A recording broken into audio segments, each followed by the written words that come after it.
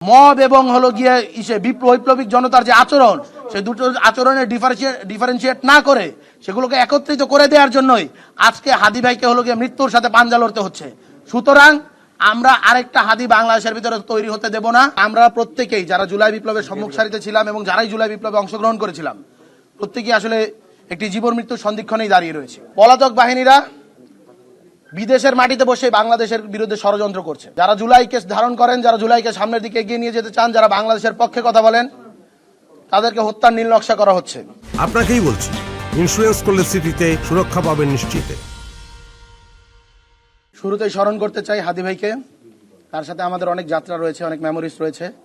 মানুষটা মৃত্যুর সাথে পাঞ্জা লড়ছে। আমি সারা বাংলাদেশের সমস্ত মানুষকে আহ্বান জানাচ্ছি তার জন্য দোয়া করুন, এবং সেই সাথে বাংলাদেশের রাজনৈতিক মহলে এবং বাংলাদেশের নাগরিকদের কাছে এটি একটি বার্তাও বটে যে নির্বাচনের যে পরিস্থিতি এবং সেই সাথে বাংলাদেশের সামগ্রিকভাবে যে আইনশৃঙ্খলা পরিস্থিতি রয়েছে সেটি সন্তোষজনক নয়। এবং আমরা প্রত্যেকেই যারা জুলাই বিপ্লবের সম্মুখ সারিতে ছিলাম এবং যারাই জুলাই বিপ্লবে অংশগ্রহণ করেছিলাম, প্রত্যেকেই আসলে একটি জীবন মৃত্যুর সন্ধিক্ষণেই দাঁড়িয়ে রয়েছে। তাই এক্ষেত্রে যারা আমাদের এই জীবন মৃত্যুর সন্ধিক্ষণে এত দিন পরেও দাঁড় করাচ্ছে, যাদেরকে আমরা মনে করেছিলাম যে আমরা যদি একটি গণতান্ত্রিক উত্তরণের দিকে যাই, আমরা যদি রাষ্ট্রে কোনো প্রকার ভ্যান্ডালিজম না করে, বল প্রয়োগ না করে আমরা যদি একটি গণতান্ত্রিক প্রক্রিয়ার মধ্য দিয়ে যাই, তাহলে হয়তোবা যারা এই গণহত্যাকারী তারা হয়তোবা এমনিতেই বিলিয়ে যাবে এবং বিচার প্রক্রিয়ার মধ্য দিয়েই তাদের আসলে এই ব্যাপারগুলো সুরাহা করা হবে। কিন্তু আমরা দুঃখের সাথে দেখছি পলাতক বাহিনীরা বিদেশের মাটিতে বসে বাংলাদেশের বিরুদ্ধে ষড়যন্ত্র করছে। আমাদের নেতৃত্বস্থানীয় যারা রয়েছেন, যারা জুলাইকে ধারণ করেন, যারা জুলাইকে সামনের দিকে এগিয়ে নিয়ে যেতে চান, যারা বাংলাদেশের পক্ষে কথা বলেন, তাদেরকে হত্যার নীল নকশা করা হচ্ছে। তো এখন আমরা এই জায়গাটা থেকে আসলে আর বিন্দুমাত্র ছাড় দেব না। আমরা কঠোর থেকে কঠোর কর্মসূচির দিকে যাব এবং আমাদের এই বর্তমান যে পজিশন, আমরা সেইখান থেকে আসলে এই যে সো কল্ড কোট আনকোট করে আমরা যেটা বলি যে সুশীলতা, সেই সুশীলতার বাইরে গিয়ে আমাদের মনে হয় হার্ড লাইনে যাওয়ার সময় এসেছে। কেউ যদি আমাদের রক্ত নেয়,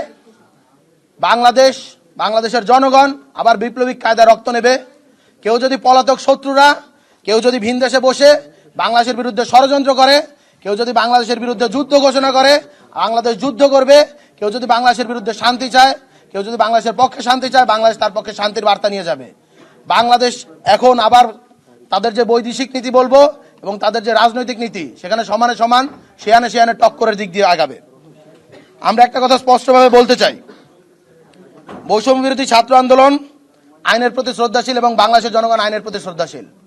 জুলাই বিপ্লব পরবর্তী সময়ে যেই নির্বাচন কমিশন গঠন হয়েছে, যে নতুন করে বিচার কার্যক্রম শুরু হয়েছে, নতুন যে সরকার রয়েছে তাদের প্রত্যেকের প্রতি আমরা আস্থা রাখতে চাই প্রাথমিকভাবে। তো সেখানের ভিতরে আমরা কি দেখতে পেয়েছি যে তাদের যে কার্যক্রম কোথাও কোথাও আমরা দেখতেছি একটু আশাহতই হয়েছি, বিশেষত নির্বাচন নিয়ে। সেক্ষেত্রেও আমরা আইনের প্রতি শ্রদ্ধাশীল থেকে আমরা একটি লিগ্যাল নোটিশ প্রধান নির্বাচন কমিশনের বরাবর প্রেরণ করেছি এবং আমরা জবাব চেয়েছি কেন এখন পর্যন্ত যারা হলো গিয়ে আওয়ামী লীগের পক্ষে, যারা হলো গিয়ে সম্মতি উৎপাদন করেছে। আপনারা দেখুন 24-এর যে নির্বাচন হয়েছে সেখানে ওই আমি ডামি নির্বাচন, আপনারা ওবায়দুল কাদেরের বক্তব্যে দেখেছেন যে বলেছেন ডামি প্রার্থী দাঁড় করিয়ে দাও।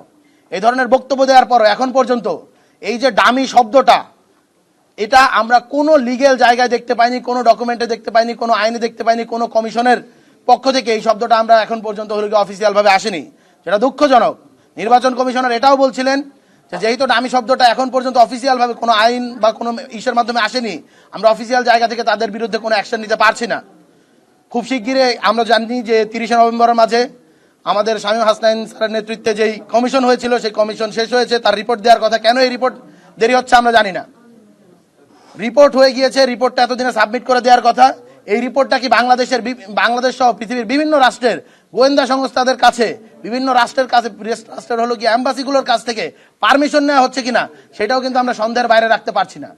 সুতরাং আমরা একটা জিনিস বলতে চাই, অবিলম্বে এই কমিশনের যে রিপোর্ট, সেটি রিপোর্টটা প্রেরণ করুন। এই রিপোর্টের মাঝে অবশ্যই 24-এর নির্বাচন, 14 যেই নির্বাচন এবং 18 যে নির্বাচন, বিশেষত যে 24-এর নির্বাচন রয়েছে আমি ডামি নির্বাচন, সেই নির্বাচনে ডামি শব্দটা উল্লেখ করে এই যে যতজন প্রার্থী রয়েছিল, যারা নির্বাচিত হয়েছে অথবা নির্বাচন যে হয়নি কিন্তু এই ডামি নির্বাচনের মাধ্যমে ওই নির্বাচনকে বৈধতা দিয়েছে, তাদেরকে অবশ্যই আগামী নির্বাচনে অংশগ্রহণ করার ক্ষেত্রে বাধাগ্রস্ত করতে হবে, তাদেরকে সেই সুযোগ দেওয়া যাবে না, কেননা এবং অযোগ্য ঘোষণা করতে হবে। এর কারণ হলো এই 24-এর যে নির্বাচন হয়েছে, এরা যারা অংশগ্রহণ করেছে এই 24-এর নির্বাচনের মধ্য দিয়ে গণতন্ত্রকে চিরতরে হত্যা করা হয়েছে, এবং যে জুলাই আগস্টের যে গণহত্যা, সেই গণহত্যার ভিত্তিপ্রস্তর আসলে 24-এর নির্বাচনের মধ্য দিয়ে স্থাপন করা হয়েছিল। 24-এর নির্বাচন কেন অবৈধ তার একটা সব থেকে বড় উদাহরণ হলো এই 24-এর নির্বাচনের যে নির্বাচন কমিশনার ছিল, আপনারা জানেন তিনি আটক রয়েছেন। যদি এই নির্বাচনটি বৈধ হতো তাহলে কিন্তু তিনি আটক থাকতেন না, তিনি বিচারের সম্মুখীন হতেন না। সুতরাং এটা আসলে জলের মতো স্পষ্ট যে এই নির্বাচন একটি অবৈধ নির্বাচন ছিল, এবং এই নির্বাচনে যারা অংশগ্রহণ করেছে তাদেরকে অবশ্যই আগামী নির্বাচনে তারা যাতে নির্বাচনে অংশগ্রহণ করতে না পারে সেই জিনিসটি নিশ্চিত করতে হবে। সেই সাথে আমরা নির্বাচন কমিশনকে আহ্বান করেছিলাম, আপনাদের যেহেতু একটি স্বাধীন তদন্ত কমিশন গঠনের এখতিয়ার রয়েছে, আপনারা এই তদন্ত কমিটি গঠন করুন। তারা বলেছে যে বৃহত্তর জায়গা থেকে নির্বাচন, যেহেতু একটি কমিশনই গঠন করা হয়েছে, তাই আমরা কমিটি গঠন করতে আপাতত জায়গা থেকে চাচ্ছি না, আমরা কমিশনের রিপোর্টের দিকে তাকিয়ে রয়েছি।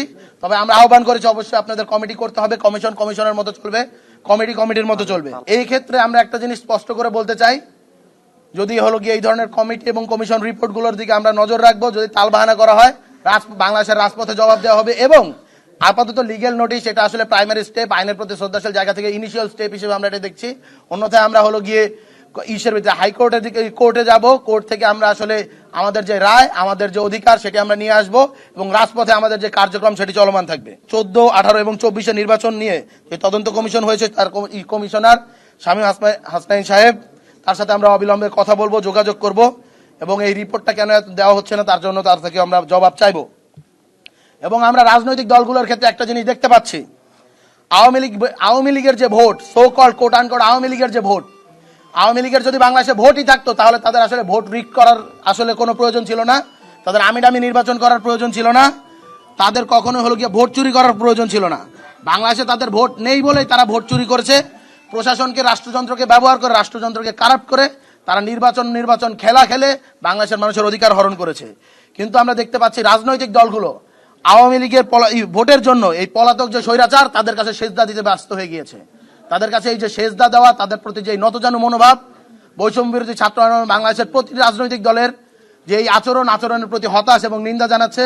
আমরা বলবো পতিত স্বৈরাচারের ভোটকে সাথে নিয়ে নির্বাচিত হওয়ার থেকে মানে জামানত বাজেয়াপ্ত হওয়াটা অনেক বেশি সম্মানের, অনেক বেশি সুখের, এবং অনেক বেশি রাষ্ট্র বান্ধব, বাংলাদেশ বান্ধব।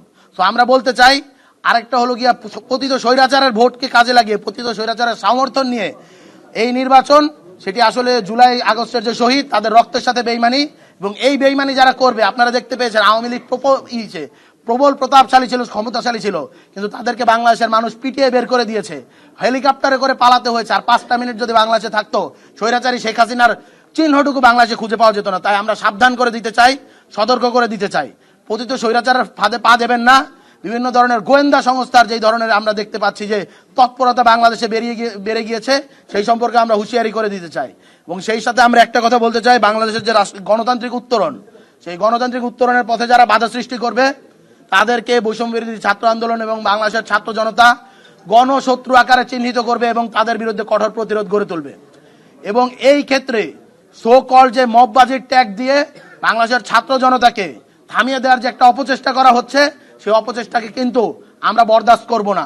আজকের এই সুশীলতা, আমাদের আজকের এই থামিয়ে দেওয়া মব এবং হলো গিয়ে বৈপ্লবিক জনতার যে আচরণ, সেই দুটো আচরণের ডিফারেন্সিয়েট না করে সেগুলোকে একত্রিত করে দেওয়ার জন্যই আজকে হাদি ভাইকে হলো গিয়ে মৃত্যুর সাথে পাঞ্জা লড়তে হচ্ছে। সুতরাং আমরা আরেকটা হাদি বাংলাদেশের ভিতরে তৈরি হতে দেব না।